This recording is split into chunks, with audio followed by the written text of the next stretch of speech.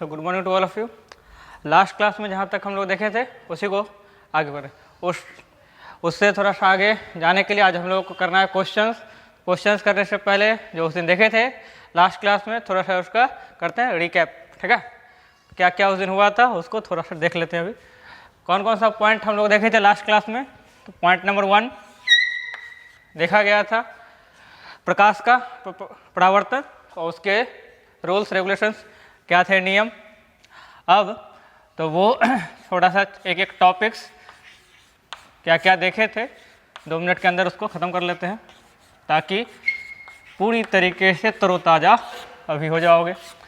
प्रकाश का परावर्तन क्या था इसमें, बस सिंगल ये रहा इसका परावर्तक सतह, ये रहा परावर्तक सतह, आपतित किरण और ये हो गई इसकी परावर्तित किरण और ये हो गया अभिलंब आई और ये आर। और इसको बोले थे कौन सा एंगल, तो glancing angle 90 minus R I और ये 90 माइनस आर। ये लास्ट क्लास में डिस्कस किया गया था। जो angle I is equal to angle R, आपतन कोण परावर्तन कोण के बराबर, यहाँ इम्पोर्टेंट। और क्या इम्पोर्टेंट, तो 90 माइनस आई ये एंगल इज इक्वल टू क्या होगा, तो यहाँ पर 90 माइनस एंगल आर, ये आपस में इक्वल होते हैं। तो ये हम लोगों को था लास्ट क्लास में। तो प्रकाश का क्या था परावर्तन, तो क्या था, तो यहाँ पर जब कोई प्रकाश की किरण किसी परावर्तक सतह से टकराती है तो टकराने के बाद पुनः पहले वाले माध्यम में लौट जाती है, इसी को बोलते हैं प्रकाश का परावर्तन। ये हो गया इसका डेफिनेशन था। अब दूसरा इसके नियम क्या क्या थे, तो आई बराबर आर, आपतन कोण परावर्तन कोण के बराबर, ये पहला नियम। दूसरा क्या था, आपतित किरण और ये परावर्तित किरण और ये अभिलंब तीनों एक ही समतल में होते हैं। इसका मीनिंग ये था, ये दोनों ध्यान से देखो, आपतित किरण है और ये क्या है परावर्तित किरण है, तो जो अभिलंब होगा वो हमेशा ऐसा ये इस प्रकार का कभी नहीं हो सकता है। तीनों एक ही समतल में होने का मतलब ये इस प्रकार से तीनों एक ही समतल में ये होगा, ये मीनिंग था। ये देखे थे। तो यहाँ से हमारे लिए जो यूजफुल चीज़ क्या है, क्वेश्चन पॉइंट ऑफ व्यू से आई आर के बराबर है और ये दोनों ग्लांसिंग एंगल यहाँ पे 90 माइनस आई और 90 माइनस आर आपस में इक्वल होते। ये क्वेश्चन के पॉइंट ऑफ व्यू से इंपॉर्टेंट सेक्शन जो लास्ट क्लास में देखे थे। और क्या देखा गया था, तो देखा गया था विचलन कोण। तो विचलन कोण देखे थे, तो वो पहली बार देखे थे एक बार यदि कोई एक बार रिफ्लेक्शन हो तो उसके कारण क्या होगा, तो सिर्फ एक बार यदि क्या हो रहा हो परावर्तन, ठीक है, एक बार था परावर्तन, तो उसके लिए डेल्टा का वैल्यू लास्ट क्लास में निकाला गया था पाई माइनस 2i या नहीं तो 180 डिग्री और माइनस 2i, ये निकाले थे। और फिर क्या दिए थे, जब दो समतल दर्पण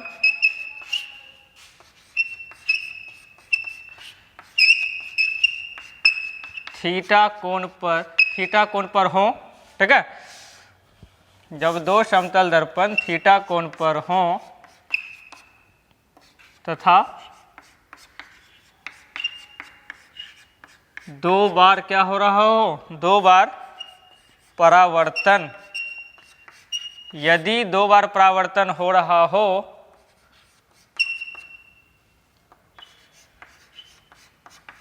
ठीक है, तो इस केस के लिए हम लोग डेल्टा नेट निकाले थे। क्या निकाला गया था, तो 2 pi minus 2 theta 360 degree minus 2 theta. और इसमें बोले थे ध्यान रखना है किन बातों का, तो डायरेक्शन सेंस का, ठीक है। तो ये निकाला गया था यदि दो समतल दर्पण थीटा और ये थीटा क्या था, थीटा कोण पर झुका हुआ है, तो इस प्रकार से निकालते हैं। यहाँ आई था हम लोग को आपतन कोण और ये थीटा क्या है, तो थीटा कोण पर ये यदि झुका हुआ है तो इस प्रकार से करेंगे। तीसरा 1 2 3 और ये यदि n बार परावर्तन हो रहा हो, सुनना ध्यान से, यदि n बार परावर्तन हो रहा हो तो क्या करेंगे, तो इस केस में बताए थे delta net is equal to sigma i का वैल्यू 1 से लेकर के n तक, और ये डेल्टा कर देंगे यहाँ पर i। कहने का मतलब क्या था, तो delta 1 plus delta 2 plus dot dot dot plus delta n, और ये जब लिखेंगे तो ये लिखते वक्त ध्यान रखना है किस चीज़ का, तो इसकी दिशा का। दिशा मीन्स क्या, तो इसमें ये जो निकाला जाएगा डेल्टा 1 डेल्टा 2 डेल्टा 3, तो इसमें क्या है क्लॉकवाइज और कौन सा एंटी क्लॉकवाइज, उसके अनुसार इसको प्लस माइनस करना पड़ता है। तो ये था हम लोगों को बेसिक, और इसका रिवीजन अभी फटाफट हो गया हम लोगों का। इस चीज़ का जो भी यहाँ पर अभी किए, इसका डेरिवेशन यदि जानना हो तो इसका पिछला जो था हम लोगों का, उसमें देख सकते हैं पिछले हुआ था दिन, ठीक है। अब ये क्या है, तो उपयोगी चीज़, ये एक बार इसमें क्या होगा, i का मान दिया रहेगा, ये आसानी से निकल जाएगा। दूसरा, ये थीटा का मान दिया रहेगा, तो यहाँ से डेल्टा नेट से निकाल लेंगे।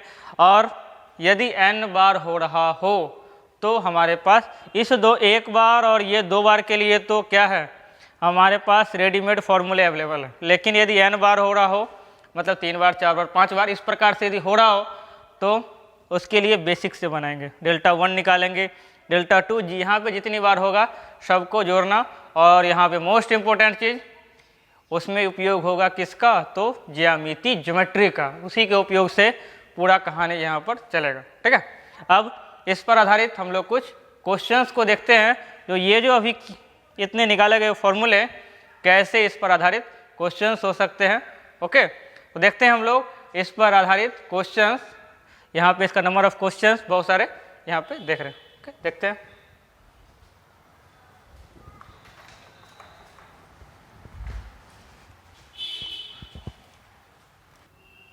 चलो आ जा, 2 क्वेश्चंस यहाँ पे दिए हैं, इसका बैक टू बैक, ठीक है। इसमें टाइम में चलिए, अब देखो इस क्वेश्चन 2 क्वेश्चन जो बैक टू बैक दिया गया, इससे पहले जो अभी देखे तो ये दोनों क्वेश्चन हम सिंपल सबसे इजी क्वेश्चन से यहाँ स्टार्ट किए। जो सबसे सिंपल क्वेश्चन क्या हो सकता है इसमें हम लोगों के द्वारा, तो देखो फर्स्ट क्वेश्चन पे आते हैं। तो फर्स्ट क्वेश्चन में क्या है, यदि प्रकाश की एक किरण समतल दर्पण पर 30 डिग्री के आपतन कोण, कितना डिग्री का कोण, तो 30 डिग्री, काम का चीज़ हमारा निकला ये 30 डिग्री के आपतन कोण। जैसे देखो क्वेश्चन को बनाने का सबसे बेहतर तरीका क्या रहता है, जैसे जैसे क्वेश्चन को पढ़ें वैसे उससे संबंधित यहाँ जो इसका डाटा है उसको लिखते चलें। जैसे ही मिल गया 30 डिग्री के आपतन कोण, तो i का मान कितना हो गया, 30 डिग्री। 30 डिग्री के आपतन कोण से आपतित हो गई, तो दर्पण के द्वारा उत्पन्न कितना विचलन हुआ। तो ये तो सर सबसे सिंपल क्वेश्चन अभी फॉर्मूला लिखे थे, ठीक है, इसके रिकैप में उसी पर आधारित ये एक लाइन बन जाएगा। तो एक के लिए क्या लिखा गया था, तो डेल्टा इज इक्वल टू क्या, तो 180 डिग्री और माइनस 2i। तो 180 डिग्री, तो 180 डिग्री माइनस 2 गुने i का मान कितना, तो ये 30 डिग्री। तो ये 180 30 दूनी 60, जब माइनस करोगे तो ये टोटल हो गया 120 डिग्री। बस एक लाइन में ये काम खत्म हो गया। तो ये सबसे सिंपल क्वेश्चन आएगा, तो फॉर्मूले पर आधारित आपतन कोण का मान दिया रहेगा, बस i का मान यहाँ लिखेंगे, फॉर्मूले वैल्यू पुट किए, आंसर काम कंप्लीट, ठीक है। थोड़ा सा इसी क्वेश्चन को ट्विस्ट करना रहेगा, तो 30 डिग्री i का मान याद रहता है i, आपतन कोण नहीं दे करके लिख देगा 30 डिग्री का क्या है, तो परावर्तन कोण। लेकिन फिर भी कोई समस्या नहीं, क्योंकि आपतन कोण परावर्तन कोण आपस में क्या होते हैं, बराबर। तो कुछ भी पूछा जाए तो इसमें कौन से संबंधित चीज़ें यदि बेसिक्स पता है तो इस आधार पे सिंपल बना सकते हो। तो ये फर्स्ट क्वेश्चन कंप्लीट, सबसे आसान क्वेश्चन, थोड़ा सा एक लेवल आगे। तो ये भी कुछ वैसा ही क्वेश्चन है जिसके लिए हम लोग रेडीमेड फॉर्मूले निकाल चुके हैं। क्या है देखा जाए, 40 डिग्री के कोण पर झुके, 40 डिग्री के कोण पर झुके, तो ये 40 डिग्री क्या दे दिया है, तो सॉल्यूशन में लिख लेंगे, जो थीटा का वैल्यू 40 डिग्री। याद करो पिछले दिन थीटा कोण पर कुछ इस प्रकार से झुका हुआ था, है ना, इस थीटा। तो थीटा का मान क्वेश्चन में कितना, 40। अब 40 डिग्री पे दिया हुआ है तो क्या करेंगे ध्यान से, कितनी बार परावर्तन, 2 बार। अब ये 2 बार जो परावर्तन हो रहा है तो पूछा गया है जो विचलन, उससे पहले एक और चीज क्वेश्चन में दिया है, आई का मान वो दिया है 60 डिग्री। तो याद करो यदि 2 बार विचलन, 2 बार यदि परावर्तन हो रहा हो तो विचलन कोण कैसे निकालते हैं, तो delta is equal to what, क्या, तो delta is equal to 360 degree minus, sir 2 theta लिखे थे तो 2 थीटा, तो इसमें तो आई का कोई काम ही नहीं है, ठीक है। आपतन कोण से ये यदि क्वेश्चन में नहीं भी देता फिर भी हमारा काम हो जाता, कोई समस्या नहीं। अब 360 डिग्री माइनस 2 गुने थीटा कितना, 40। तो ये 360 में से 40 दूनी 80, इसको माइनस जैसे ही करोगे तो ये आ जाएगा 280 डिग्री। ये तो ये अभी जो दो क्वेश्चन देखने को मिले, दोनों ही क्वेश्चन हम लोग को रेडीमेड फॉर्मूले से कंप्लीट हो गए बन के। इसके लिए रेडीमेड फॉर्मूला यदि एक बार हो रहा हो तो ये रहा इसका रेडीमेड फॉर्मूला, यदि 2 बार यदि हो रहा हो परावर्तन तो हमारा रेडीमेड फॉर्मूला ये रहा। तो ये दोनों सिंपल क्वेश्चन जो फॉर्मूले लास्ट क्लास में निकाले थे उस पर आधारित ये, ठीक है। लेकिन समस्या कब होगी, जब 2 बार के बाद कितनी बार होने लगे, 3 बार, 4 बार, 5 बार, तब क्वेश्चन उलझना शुरू होता है। तो उसके लिए कोई रेडीमेड फॉर्मूला अवेलेबल, चाहे तो अवेलेबल हो सकता है, लेकिन तो उसके लिए कैसे किया जाए, तो इसके लिए सबसे सिंपल उपाय हम लोग पहुंच जाएंगे बेसिक पे। तो बेसिक में मतलब डेल्टा 1, डेल्टा 2, डेल्टा 3, डेल्टा 4 सबको निकालेंगे बारी बारी से, सबको ऐड कर देंगे, ठीक है। तो ये 2 क्वेश्चन जो अभी हम लोग अभी जो सामने में है, ये 2 क्वेश्चन बना हुआ, तो ये रहा सबसे सिंपल क्वेश्चन। यदि इसी में कर दें इसको 3 बार, ठीक है, तो यदि इसी को यदि जैसा ये है किया हुआ इसी को बनाएंगे यदि क्वेश्चन 3 बार, वो अब क्वेश्चन देखते हैं यदि 3 बार परावर्तन हो रहा हो। यहाँ देखो 2 बार है, 3 बार, तो कैसे, ओके। चलो इसको मिटा रहे हैं, नेक्स्ट क्वेश्चन के लिए बी रेडी।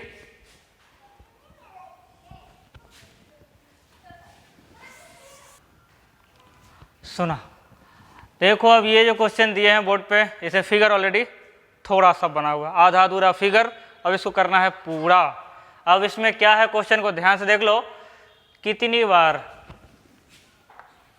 3 बार इसका परावर्तन हो रहा है। क्वेश्चन में साफ लिख दिया है 3 परावर्तनों के बाद कितना होगा विचलन। और ऑप्शन में ध्यान से देखो, 200 CW का मतलब clockwise, 200 ACW anti clockwise, 220 anti clockwise, 220 clockwise. अब ये कैसे बनेगा, तो इसके लिए तो कोई रेडीमेड फॉर्मूला हमारे पास बिल्कुल नहीं है। अब कैसे, तो ऐसे देखा जाए। अब पूरा कंसंट्रेशन यहाँ, क्योंकि सावधानी हटी दुर्घटना घटी, इसीलिए एकदम ध्यान रखो कैसे इसको कर रहे हैं। पूरा खेल यहाँ पर होगा ज्यामिति का, ज्यामिति से जो खेलना सीख गया 6 पे 6, ठीक है। देखो कैसे ज्यामिति उपयोग हो रहा है। अब देखो ध्यान से, ये रहा इसका आपतित किरण, ऐसा फिगर, ये जो अभी तक बोर्ड बना हुआ है ये क्वेश्चन का फिगर है, ठीक है, ये क्वेश्चन का फिगर है। अब जितना भी मॉडिफिकेशन इस क्वेश्चन यहाँ फिगर में होगा वो सब हम लोग अपनी तरफ से आंसर में करेंगे। तो जब लिखोगे तो एक बार इसको पहले बना लेना, आंसर का फिगर उसके नीचे, ओके।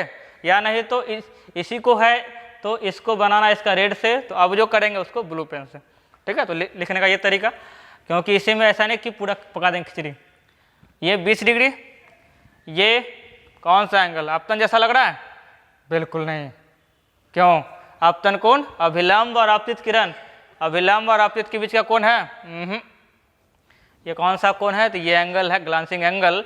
अब कैसे करोगे, देखो ध्यान से, ये इस प्रकार से आई, यहाँ पे इसका परावर्तन, तो परावर्तन जब होगा तो जितना डिग्री ये है उतने ही डिग्री से ये जाएगा,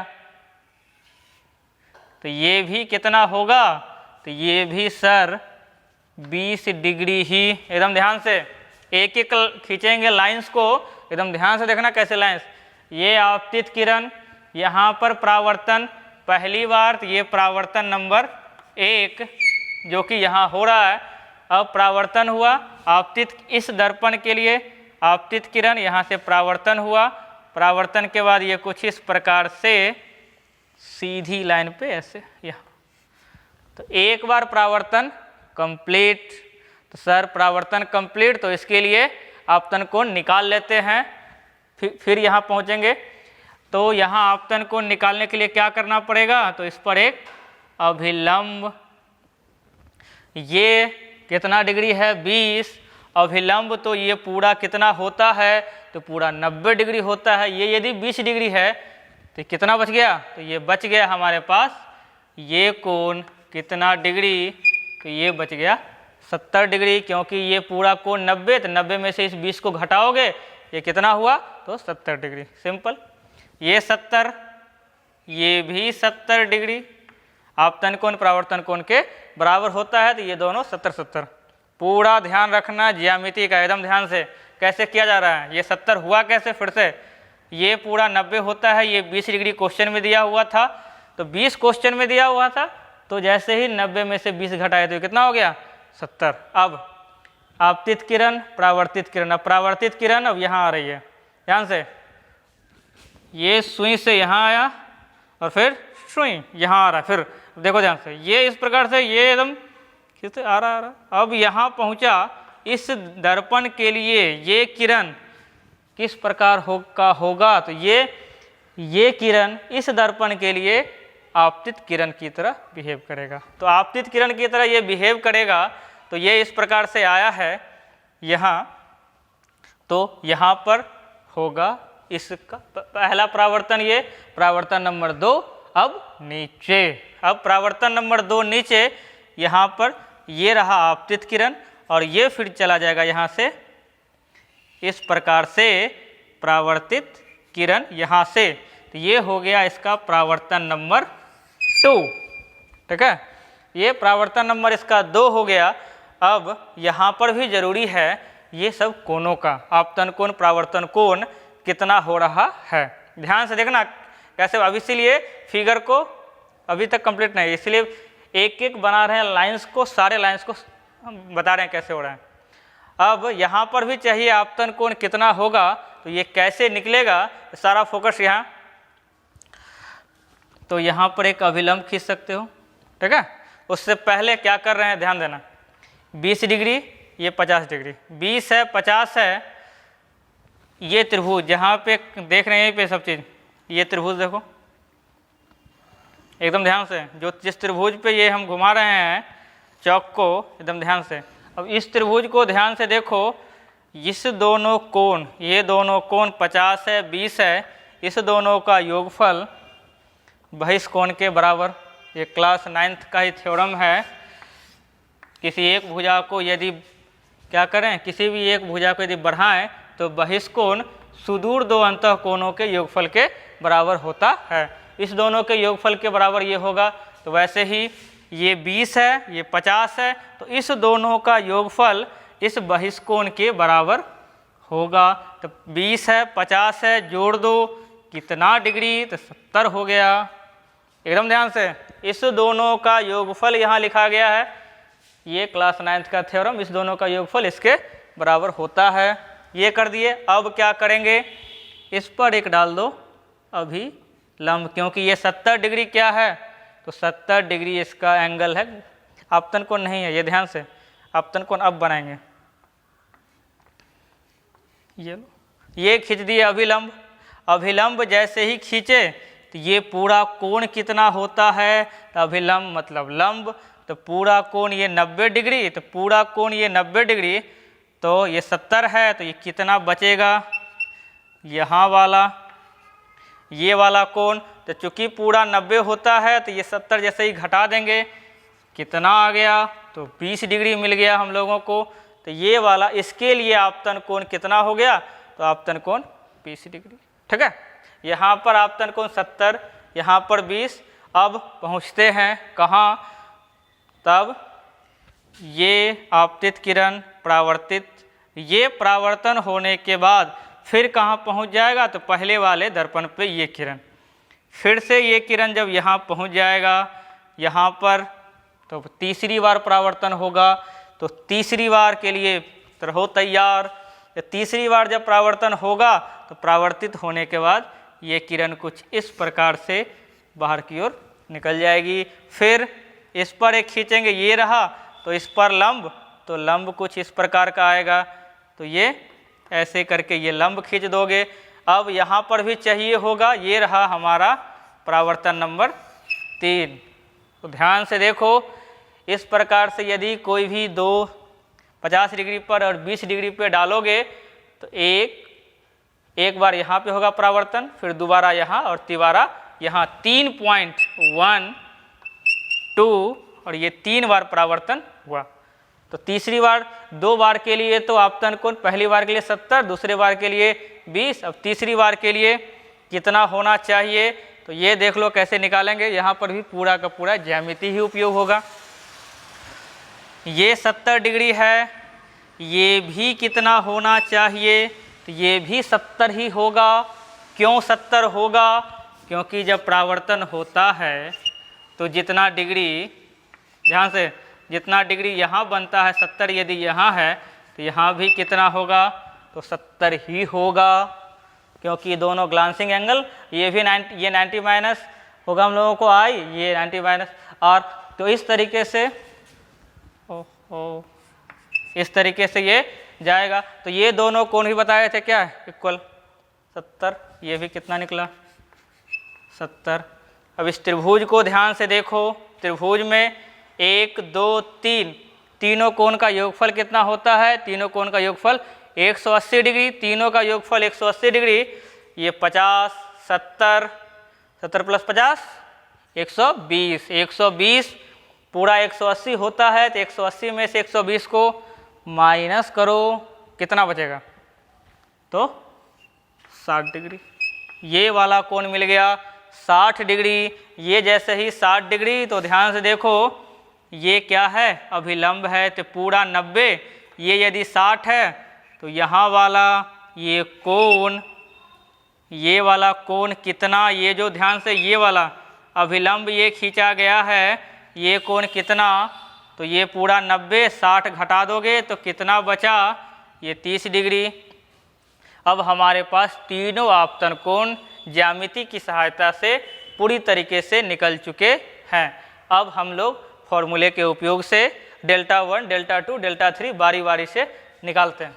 देखो ध्यान से, तो रिफ्लेक्शन 1 करो, परावर्तन यदि एक बार हो रहा है तो रिफ्लेक्शन फर्स्ट जहाँ हो रहा है उस केस के लिए आई का मान, पहला परावर्तन यहाँ कितना डिग्री है 70 डिग्री, तो इसमें डेल्टा निकालोगे, डेल्टा 1 कितना, तो 180 माइनस 2 गुने 70, 180 माइनस 2 गुना 70 जब घटाओगे तो कितना हुआ, 7 दूनी 14, तो घटाओ 40।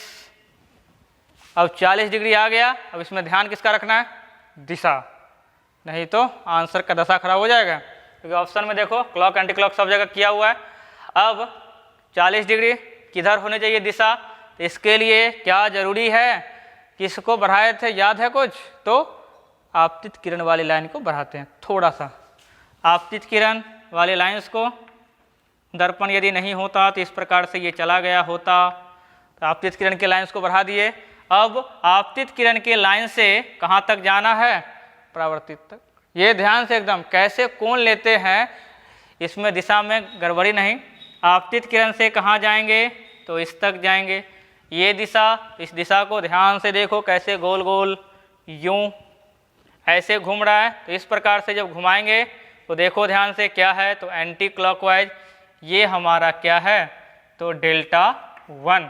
तो दिशा इसका क्या हो गया, तो यहाँ से रखे पे चौक यूं, कॉपी पे इसको पेन रख के देखना, ऐसे रखो, यहाँ पे आपतित किरण की लाइन ये है और इसको कहाँ तक ले जाना है, परावर्तित तक, घूम गया गोल गोल, तो ये हो गया कौन सी दिशा, एंटी क्लॉकवाइज। पहला निकल गया। दूसरा रिफ्लेक्शन 2 जैसे ही लोगे, रिफ्लेक्शन 2 में क्या होगा, तो 2 के लिए I का मान, तो यहाँ दूसरा वाला यहाँ है, इसमें देखो ये वाला कोण कितना दिखाए हैं, तो 20 डिग्री, ये 70 है, ये 20 बचेगा। I का मान कितना हुआ, तो ये 20 डिग्री। इसके लिए डेल्टा 2 तो 180 माइनस 2 गुने I का मान कितना, तो 20 डिग्री। तो ये जब घटाओगे तो 20 दूनी 40, ये हुआ 140। अब 140 क्या हाल है इसकी दिशा का, देख लो। किसको बढ़ा दें, तो आपतित किरण वाले लाइन को बढ़ाना है। तो आपतित किरण दूसरा वाला जो हो रहा है, कौन सा आपतित किरण है, तो सर ये ऐसे आ रहा है, ठीक है। तो आपतित किरण वाले लाइंस को, ये जो लाइन है इसको यदि बढ़ा दें ये, तो आपतित किरण से कहाँ जाना है, तो परावर्तित किरण तक। आपतित ये, और यहाँ से घूम के कहाँ जाना है, यहाँ। तो यहाँ से लेकर के यहाँ तक का यही डेल्टा 2, और इसकी दिशा क्या होनी चाहिए, तो इसकी दिशा ध्यान से देखो। फिर से यहीं पे जैसे घुमाते हैं, ये रहा आपतित किरण। आपतित किरण को ले जाना है कहाँ, तो परावर्तित तक। घुमाओ गोल गोल, ये यूँ। ये देखो घड़ी की सुई की दिशा में, मतलब क्या लिखोगे, क्लॉकवाइज। तो ये हो गया CW, ठीक है, क्लास वर्क जैसा लग रहा है। अब ये हो गया 140 डिग्री क्लॉकवाइज, ठीक है, डन। दूसरा काम खत्म। अब 3 नंबर पे आ जाओ। तो 3 नंबर में I का मान, 3 नंबर कहाँ है, तो ये तीसरा रहा। इस तीसरे के लिए I का मान देखो, ये 60 है, तो ये 30 बचेगा, क्योंकि पूरा 90 होता है। ये कितना हो गया, तो 30 डिग्री है I का मान। इसके लिए यदि 1 2 3 करना है तो कर सकते हो, 1 2 3, ये 30 डिग्री। ये डेल्टा 3 180 माइनस 2 गुने ये 30, 100, ये आएगा 30 दूनी 60, 120 डिग्री घटने के बाद। अब 120 डिग्री ये घटने के बाद आया, इसकी दिशा किधर, तो सर आपतित किरण कौन, देखो 2 किरण, आपतित और परावर्तित, ठीक है। दोनों में से पहले आपतित तब परावर्तित, खोजो दोनों को ध्यान से, नहीं तो किरण को खोजते रह जाओगे फिर। देखो ध्यान से, तो ये इस लाइन को थोड़ा सा आगे की ओर बढ़ाओ, आपतित किरण को बढ़ा दिए, यहाँ से फिर परावर्तित तक पहुँचो, यही हो गया डेल्टा 3। आपतित से ये परावर्तित तक, फिर से देखो क्या दिशा हो गया, तो यहाँ से यूँ, इस प्रकार से ये घूमते चला गया। ये भी क्या है, घड़ी की सुई की दिशा में, देख लो ध्यान से, क्लॉकवाइज चल रहा है, ये भी हो गया क्लॉकवाइज। अब हम लोग को फॉर्मूला कैसे करते थे, तो देखे थे डेल्टा नेट के लिए क्या करना है, तो delta 1 plus delta 2 plus delta 3 ये करना है। अब तीनों को सर जोड़ना है, लेकिन अब बोले थे दिशा के अनुसार करना, तो दिशा किसका किधर, सबका तो लिख लिए हैं, लेकिन जोड़ते समय कैसे जोड़ें, तो किसी को प्लस लेना पड़ेगा तो किसी को माइनस। फुल्ली हम लोग यहाँ पे इंडिपेंडेंट हैं, किसी को भी प्लस किसी को भी माइनस ले सकते हो। यहाँ फिलहाल 2 यहाँ पे क्लॉकवाइज वाला है, इसको हम मान लेते हैं क्या है, प्लस, ठीक है। अब इसके लिए पूरी तरीके से इंडिपेंडेंट है, किसी को भी प्लस किसी को भी माइनस ले सकते हो, लेकिन एक को प्लस दूसरे को माइनस हर हाल में लेना है। तो पार्टिकुलर इस क्वेश्चन के लिए यहाँ पे हम लिख दे रहे हैं, जो क्या कर रहे हैं, तो क्लॉकवाइज वाले को पॉजिटिव लिख रहे हैं और एंटी क्लॉकवाइज वाले को नेगेटिव, ठीक है। तो ध्यान से देखो, delta 1 40 degree, 40 degree anti clockwise क्या लिए हैं, माइनस में मान लिए हैं, तो माइनस, प्लस डेल्टा 2 140 क्या है, क्लॉकवाइज, तो ये लिखो 140 डिग्री, प्लस में 120 डिग्री डेल्टा 3, ये भी क्लॉकवाइज, प्लस लिया गया है 120 डिग्री, 120 140, इस दोनों को जोड़ो, ये हो गया 60 माइनस 40 घटा लो तो ये आंसर आ जाएगा 220 डिग्री। अब ये 220 डिग्री है, 220 डिग्री क्या क्लॉक एंटी क्लॉक क्या माने थे उस पर निर्भर करेगा। हम लोग क्लॉकवाइज को क्या माने थे, पॉजिटिव। आंसर देखो क्या आ गया, पॉजिटिव, मतलब आंसर क्या होना 220 क्या होगा तो क्लॉकवाइज होगा। जो माने थे लास्ट में उसी के पदों में लिखना पड़ेगा। यदि ये आंसर माइनस में आ जाता और यदि यहाँ हम लोग एंटी क्लॉकवाइज को माइनस लिखे हैं, यदि ये माइनस 220 डिग्री आता तो ये क्लॉक के बदले एंटी क्लॉक, लेकिन हमारा आया क्या है प्लस में, प्लस में आया मतलब क्या लिखना है तो क्लॉकवाइज। ठीक है, तो ऑप्शन के अनुसार हमारा आंसर ये डी होगा, ध्यान से। तो ये ऐसे ही क्वेश्चन अभी बनाए, एक बार का, 2 बार का, 3 बार का। 3 बार में ही देखो इतना कॉम्प्लिकेशंस आ गए, 4-5 बार होगा तो और भी ज्योमेट्री ज़्यादा। ठीक है, तो अपना जो इसका लेवल है यहाँ तक के लिए सफिशिएंट है, लेकिन यदि आगे का भी क्वेश्चन कभी मिल जाए तो इसी प्रकार से आगे की ओर बनेगा। इसीलिए क्वेश्चन ऐसा बता दिए जिससे कि कोई भी ऐसा आगे मिले 2-3-4 बार करके तो सॉल्व करने का तरीका यही रहेगा। इसी प्रकार से डेल्टा 1, डेल्टा 2, डेल्टा 3 सब निकालेंगे। बस ध्यान रखना है ज्यामिति, ज्यामिति जिसको आ रही है ये पूरा जितना फिगर हम बनाए हैं इसको आसानी से बना सकते हो। फिगर कैसे कैसे बनाया गया है तो ध्यान से जैसे जैसे जो लाइन खींचे हैं कॉपी लेके रहना, वैसे ही खींचते चलना। ठीक है, तो आसानी से ये दिख जाएगा जो कैसे कैसे किया गया, और जो हम बोले उसको यहाँ पर सोचना तब लिखना ये इतना डिग्री ही होगा सोच के। हाँ ये 90 है तब 70 घटाए तब 20 डिग्री बचा, इस प्रकार से लिखोगे तो समझ में आसानी से ये वाला भी आ जाएगा। ठीक है, तो ये कंप्लीट थोड़ा सा है इसका एक लेवल अप, लेकिन इस पर ध्यान रखना है कैसे ज्यामिति। त्रिभुज है, तीनों कोण का योगफल 180, बहिष्कोण सुदूर दो अंतःकोण के योगफल के बराबर, ये दोनों बराबर होता है। तो ये पूरा का पूरा क्या है तो ज्यामिति। ठीक है, वो जिसको आ रहा है तो फिर ये आसानी से। और दूसरा दिशा, मोस्ट इम्पोर्टेंट दिशा रहता है, तो आपतित किरण के लाइंस को बढ़ाओ और उसको घुमाओ कहाँ तक तो परावर्तित किरण तक। जैसा घूम जाए ऐसे कॉपी पे घुमा के देख लेना, एंटी क्लॉक या क्लॉक। उसके अनुसार यहाँ मान लिए क्लॉकवाइज को प्लस, एंटी क्लॉक को माइनस, बस उसके अनुसार। और ये क्वेश्चन यदि दिमाग में आ गया मतलब तुम्हारे दिमाग की बत्ती जल गई, तब ऐसा कोई भी क्वेश्चन बनाया जा सकता है। तो हम लोग विचलन कोण पर इतना क्वेश्चन देख लिए। अब कुछ क्वेश्चन थोड़ा सा और ज्योमेट्री पर ही आधारित थीटा कोण पर ही होगा, तो वो कैसे करेंगे इसकी तुलना में थोड़ा सा आसान होगा, देखते हैं। ठीक है, ओके, इसको फिलहाल लिखो फिर देखते हैं किस प्रकार से करेंगे। ओके, देख लो। अब यहाँ ज्योमेट्री पर आधारित और इसमें प्रकाश के परावर्तन संबंधित ये 2 क्वेश्चन बैक टू बैक सामने हैं। ठीक है, अब ये जो क्वेश्चन 4 अभी दिए हैं, 2 समतल दर्पण थीटा कोण पर इस प्रकार रखे हैं, आपतित किरण पहले दर्पण के समानांतर हो तथा, ध्यान से क्या क्या वर्ड है, इसी वर्डिंग पे 2 समतल दर्पण है किसी थीटा कोण पर रखा गया। अब आपतित किरण, जो किरण आ रही है आपतित किरण पहले दर्पण के समानांतर हो।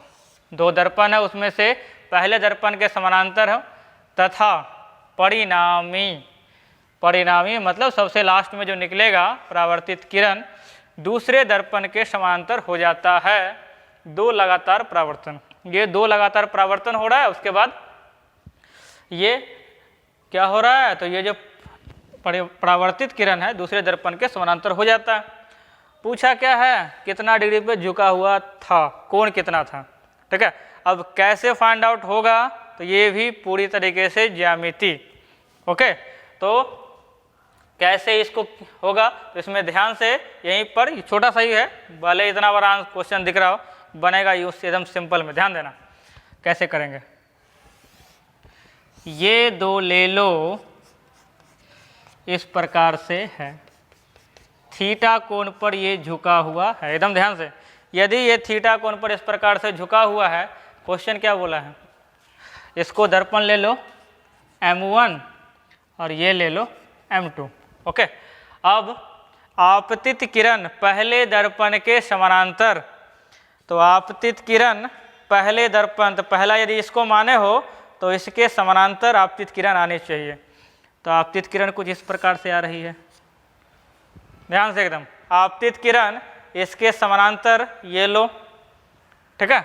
इसके बाद यहाँ पर क्या होगा, तो परावर्तन होगा। तो परावर्तन होगा तो कुछ इस प्रकार से निकल के ये यहाँ ये परावर्तित होने के बाद फिर अंत में क्वेश्चन के द्वारा कहा गया है परिणामी, मतलब इस दोनों से परावर्तन हो जाने के बाद तो दूसरी बार परावर्तन यहाँ होगा।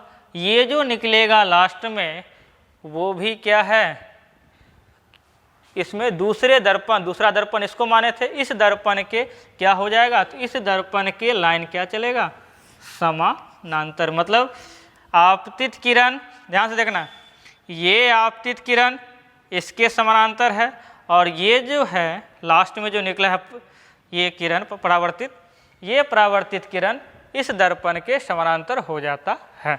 ये अकॉर्डिंग टू क्वेश्चन डिमांड। अब बोला ये गया है जितने कोण पर इसको झुकाए हो थीटा कोण, इसका वैल्यू कितना होगा ये निकालना है। अब जैसे ही दिख रहा है सर समानांतर हो रहा है तो हम लोग सब उपयोग कर सकते हैं। क्या क्या, क्लास 9th बैक हो जाओ। दो रेखाएं यदि आपस में समानांतर होती हैं और उसको कोई तिर्यक रेखा काटती है, ठीक है, if two lines are parallel to each other and a transversal line intersect both the lines, क्या क्या इक्वल होगा, तो एकांतर कोण अल्टरनेट एंगल एंड इसमें कॉरस्पॉन्डिंग एंगल संगत कोण आपस में बराबर।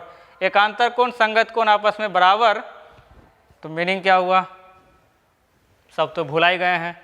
भूल गए हो तो थोड़ा सा चीज़ यहाँ पे हम करके दिखा रहे हैं क्या क्या होगा। इस क्वेश्चन से इसका कोई लेना देना नहीं है, ध्यान देना। दो रेखाएं यदि आपस में समानांतर हों तो ये वाला कोण और ये कोण आपस में संगत कोण होता है। तो यहाँ ध्यान से देखो, ये रेखा, ये जो दिख रहा है यहाँ पर ना, इसको रेखा यदि मान के चलो जैसा कि वहाँ, तो ये किरण इस दर्पण के समानांतर, ये दोनों आपस में समानांतर है, ध्यान देना, ये इसके समानांतर है और ये ले लो यदि तिर्यक रेखा काट रही है तो यहाँ थीटा है, इसका संगत कोण ये होना चाहिए, होगा भी, इसीलिए ध्यान से ये दोनों संगत कोण, यहाँ पर भी ये संगत, ये थीटा है तो ये भी कितना, ध्यान से थीटा ही होगा। एकदम माइंड में कब रखो, ये थीटा हुआ, ये दोनों थीटा क्यों हुआ, संगत कोण के कारण। कॉपी पे एकदम साफ साफ लिखना, ये दोनों बराबर क्यों किए, तो थीटा है, क्यों बराबर, संगत कोण है, इसीलिए संगत कोण क्यों उपयोग में आया, क्वेश्चन के अनुसार ये इसके समानांतर है। एकदम एक एक जो बात बोले सब ध्यान से। अब ये दोनों कोण कर दिए, अब और क्या करना है, ये कोण भी सर बराबर, कैसे, तो इसमें बताए थे ग्लांसिंग एंगल इक्वल होता है। यहाँ पर क्या हो रहा है, परावर्तन हो रहा है, तो जितना डिग्री इधर बनेगा उतना ही, ये याद करो थोड़ी देर पहले ही किए हैं इस प्रकार से। आपतित किरण, परावर्तित किरण, ये आई, ये आर, इधर वाला कोण 90 माइनस आई और इधर वाला 90 माइनस आर, ये दोनों इक्वल, तो ये दोनों भी इक्वल होता है। तो यहाँ पर यदि चाहेंगे आपतन कोण परावर्तन कोण बराबर, ये इक्वल तो ये भी इक्वल, ये दोनों ग्लांसिंग एंगल है, ये दोनों भी इक्वल होगा, तो ये थीटा है तो ये भी थीटा। अब थोड़ा सा और आगे बढ़ो, इसका काम समाप्त हो गया। अब दूसरा काम किस पर आएंगे, ये वाला, ये किसके समानांतर है, तो ये वाला इस दर्पण के समानांतर है। अब ध्यान से देखो, ये दर्पण इसके समानांतर, ये दोनों लाइन्स आपस में समानांतर इस प्रकार से दिख रही हैं, ध्यान से देखना, ये ऐसे और ये लाइन ऐसे गया हुआ, तो ये कोण फिर से ये दोनों संगत कोण, ये थीटा तो ये भी थीटा ही होगा। कैसे, तो संगत कोण ये भी संगत कोण ही है, दो रेखाएं समानांतर हो, ये दोनों संगत कोण तो ये दोनों फिर थीटा। अब ये फिर से यहाँ परावर्तन हो रहा था, ये थीटा तो ये भी इसका एंगल होगा, कौन सा, तो ग्लांसिंग एंगल, ये भी थीटा। अब सर कुछ आसान जैसा तो लग रहा है, ये बन गया त्रिभुज, और त्रिभुज के तीनों कोणों का योगफल 180 डिग्री होता है। ठीक है, तो ये ध्यान से, तो ये त्रिभुज है, तीनों कोण का योगफल 180 डिग्री होता है, तो तीनों को जोड़ दो 180 के बराबर, और चूंकि तीनों बराबर है तो त्रिभुज के तीनों कोणों के योगफल से क्या लिखेंगे, यदि नेमिंग करना हो तो ए ओ बी कर दोगे, तो ये लिख सकते हो त्रिभुज ए ओ बी में क्या करेंगे, ये तो तीनों कोण का योगफल theta plus theta plus theta 180 degree जोड़ दो, तो 1 2 3 3 theta is equal to 180 degree, तो थीटा इज इक्वल टू 180 अब बटे 3 काट देंगे, तो ये बन गया हमारा 60 डिग्री। तो ये जो 60 डिग्री था यही थीटा का मान होना चाहिए। ठीक है, तो ये ध्यान रखो कैसे किया गया, एक थीटा से सब जगह थीटा कैसे आ गया, इसके लिए क्या जरूरी, ये थीटा है ये भी थीटा, कैसे, ये इसके समानांतर है, जब समानांतर होता है तो संगत कोण आपस में बराबर होते हैं, ये फिगर यहाँ बना दिए, इसीलिए ये थीटा तो ये भी थीटा। अब ये दोनों कोण आपस में इक्वल क्यों होगा, तो यहाँ पे ग्लांसिंग एंगल बताए थे इक्वल होता है ये दोनों कोण, उसका अप्लाई यहाँ कर सकते हो, तो ये भी इक्वल होगा। अब नेक्स्ट आओगे, इसका काम ओवर, अब यहाँ पहुँचोगे, ये जो इसके समानांतर है यहाँ साफ साफ लिखा है परिणामी परावर्तित किरण यही है, ये M2 के दूसरे दर्पण के समानांतर, फिर से समानांतर, तो ये कोण और ये कोण फिर से संगत, तो ये थीटा तो ये भी थीटा आपस में इक्वल, ये होगा, तो फिर थीटा यहाँ के कैसे पहुँच जाएगा, फिर से यही लॉजिक, ये दोनों इक्वल, फिर इस त्रिभुज में तीनों कोण का योगफल 180, उसके बाद तो आसान है। ठीक है, तो ये क्वेश्चन कुछ इस प्रकार का था, इतना बड़ा लैंग्वेज लिखा हुआ है, फिगर को समझ के कैसे कौन सा संगत कोण एकांतर कोण, यहाँ पे एकांतर का यूज तो अभी किए नहीं, देखते हैं। अब अगला क्वेश्चन जो इस प्रकार का फिर दिया हुआ है सेम टू सेम, बस घुमा दिया थोड़ा सा ही, ध्यान से उस क्वेश्चन को पढ़ोगे, बगल में जो क्वेश्चन लिखा गया है एकदम सेम है पिछले क्वेश्चन की तरह ही। 1 सेकंड 2 सेकंड का पॉज लेते हुए पढ़ के देख लो। दो समतल दर्पण, फिगर तो हालांकि यहाँ बना हुआ है, पिछले में तो अपने मन से थीटा उटा बनाए थे, इस बार क्वेश्चन के अनुसार ही फिगर बना हुआ है।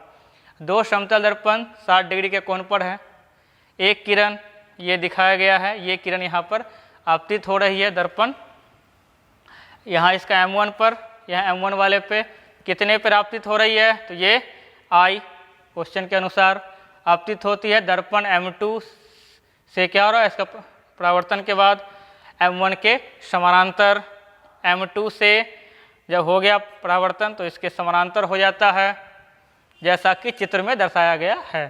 तो आपतन कोण I का मान कितना होना चाहिए, वही सेम लॉजिक यहाँ लगा दो। तो सर यहाँ तक पहुँचना है तो ऊपर वाले से तो कोई काम ही नहीं है, ऊपर का क्यों उपयोग करें, सिर्फ यहाँ उपयोग करो।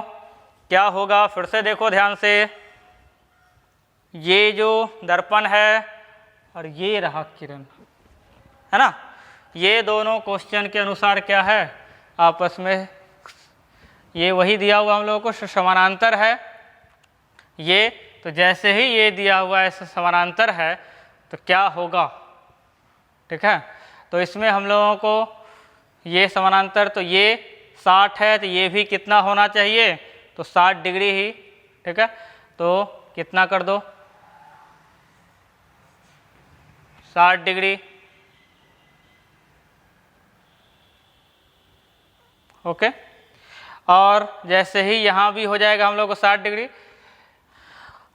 पूरा कोण ये अभिलंब है, कितना होता है 90, तो इसको जैसे ही 90 में से 60 को यहाँ पे करोगे, यहाँ पे इसका होगा हम लोग माइनस, माइनस होते ही ये कितना बचेगा, सिंपल सा I प्लस 60, ध्यान से I प्लस 60 पूरा कोण 90, तो I बराबर 90 माइनस 60 इज इक्वल टू 30।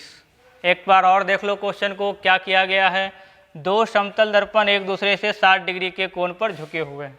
ठीक है, एक किरण, एक जो लिया गया है किरण, यहाँ इसका दर्पण M1 पर इस पर आपतित हो रही है और दर्पण M2 से, और दर्पण जो बोला गया यहाँ जो M2 है इससे यहाँ पर इसके समानांतर हो जाती है परावर्तन के बाद, जैसा कि चित्र में था। आपतन कोण, अच्छा एक चीज़ ये था, ये वाला जो था आपतित किरण जो था ये इसके समानांतर, यदि यहाँ पर इसका नहीं भी लिखा है फिर भी काम हो सकता है। कैसे?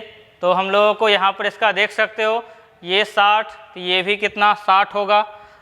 ध्यान से देख लो एक चीज़ और, यदि इस प्रकार से नहीं तो ये 60 डिग्री, ये भी कितना होगा, तो संगत कोण से ये भी 60 तो ये भी 60 निकल के आएगा। त्रिभुज के तीनों कोण का योगफल 60 तो ये सभी के सभी 60-60, तो इसको भी ऐसे जोड़ोगे तो I + 60 फिर से कितना 90। ठीक है, तो क्वेश्चन में दो तरीके से ये हो सकता था क्वेश्चन। एक तो ये दे दिया है, क्वेश्चन ने बोला है ये इसके समानांतर, क्वेश्चन में यदि जो हम पहले बोले थे ये भी इसके समानांतर होता फिर भी आंसर सेम ही होता। ठीक है, तो इस क्वेश्चन में भी हम लोगों को ध्यान रखना है, जो 60 डिग्री दिया हुआ था, ये 60 डिग्री दिया हुआ था, इसी 60 से बाकी सब 60 पॉसिबल है। ये 60 क्वेश्चन का है, ये 60 कैसे हो गया, तो संगत कोण से ये 60 है तो ये भी 60 कैसे होगा, तो ग्लांसिंग एंगल इक्वल होता है, ये दोनों इक्वल होगा। ये दोनों 60-60, त्रिभुज के तीनों कोणों का योगफल 180, 60 + 60 प्लस ये 60 होगा तो 180 पुट जाएगा। ये 60, ये चूँकि अभिलंब है तो पूरा कोण 60 + I 90, और फिर ये फिर इसको माइनस कर दो तो कितना आएगा 30 डिग्री। ये एकदम सॉलिड आंसर। तो इस प्रकार से क्वेश्चन को ध्यानपूर्वक पहले देखा जाए कैसे किया गया है, उसके बाद कौन सा यहाँ पे ज्योमेट्री उपयोग कर सकते हो। जैसे ही समानांतर रेखा, जैसे ही बोल दे ये इसके समानांतर हो गया तो हम लोग उपयोग में यहाँ पे इसका ला सकते हैं, संगत कोण आपस में एकांतर कोण इस प्रकार से बराबर होते हैं, वो सब उपयोग में। लेकिन ध्यान इस बात का रखना पड़ेगा कि कहाँ पर समानांतर दिया हुआ है। उसको वहाँ भी देखे थे, दो जगह समानांतर था, यहाँ सिर्फ बोला गया है एक ही जगह समानांतर है। कहाँ? तो यहाँ दर्पण M1 के समानांतर हो जाता है। ये लाइन इसके समानांतर सिर्फ यही दिया हुआ है क्वेश्चन में। ठीक है, तो उससे भी निकालो, कोई समस्या नहीं है, आसानी से ये। तो ये दो क्वेश्चन बैक टू बैक रहा हमारा संगत कोण पर आधारित, और इसमें उपयोग किया गया प्रकाश के परावर्तन का। ओके, अब इसमें देखेंगे इसका नेक्स्ट क्लास में कुछ और क्वेश्चंस इसी पर आधारित, और फिर अगले क्लास में अब हम लोग इस बात को जानेंगे। क्या क्या जानोगे, थोड़ा सा अगले दिन का सुन लो क्या क्या किया जाएगा। सुनना, घर में जो शीशा है, थोड़ा सा आज जो बोल रहे हैं घर में उसको करके देखना, अगले दिन हम पूछेंगे तो अगले दिन समझ में आएगा। घर में जो आईना है उसमें अपना पूरा बॉडी दिखता है, चेक करना घर में बैठ के, थोड़ा सा इसका नज़दीक करके थोड़ा दूर करके आईना लेना, थोड़ा सा रखो, या फिर किसी को सामने इसका पकड़ा देना। अब पूरा बॉडी तुमको जो घर में आईना जिसमें फेस देखते हो उसमें देखना कि पूरा बॉडी दिखता है कि नहीं। ठीक है, और दूसरा एक क्वेश्चन तुम्हारे लिए ये रहा, ये करके देखना। ठीक है, ये पूरा बॉडी दिख रहा है कि नहीं, मतलब पूरा बॉडी दिखने का मतलब ये टॉप से लेकर टॉप टू बॉटम, पूरा ऊपर से लेकर नीचे तक उस आईने में तुम आ रहे हो कि नहीं, हाँ या ना में जवाब तुम्हारा उस दिन होना। अब दूसरा, ऐसा हो गया तो ठीक, नहीं हुआ तो इसके लिए कैसे फॉर्मूला निकाला जाए, उस दर्पण की ऊंचाई या फिर उसकी जो है हम लोगों को लंबाई कितनी होनी चाहिए कम से कम। पॉइंट नंबर 1 ये। और दूसरा ये रहेगा, जो हम लोग जो उसका दर्पण देख रहे हो छोटा बड़ा, अगले दिन देखेंगे चेक करके, जितना बड़ा दिखते हैं छोटा हो जाते हैं जाके उसमें, कि इसका बड़ा हो जाते हैं या फिर पलटी मार के उल्टा तो नहीं हो जाते हैं। ठीक है, तो ये सब चीज़ का हम लोग प्रूफ कर लेंगे with the help of geometry. ये सब चीज़ यहाँ प्रूफ किया जाएगा अगले दिन। तो ये काम आईने में अपने चेहरे को, फेस एक बार पूरा बॉडी को देखना दिखता है कि नहीं, अगले दिन का हमारा काम यही है। और इस पर आधारित कुछ क्वेश्चंस और हम लोग अगले दिन देखेंगे, और वो वाला प्रूफ अगले दिन किया जाएगा। ओके, जय हिंद, नेक्स्ट क्लास।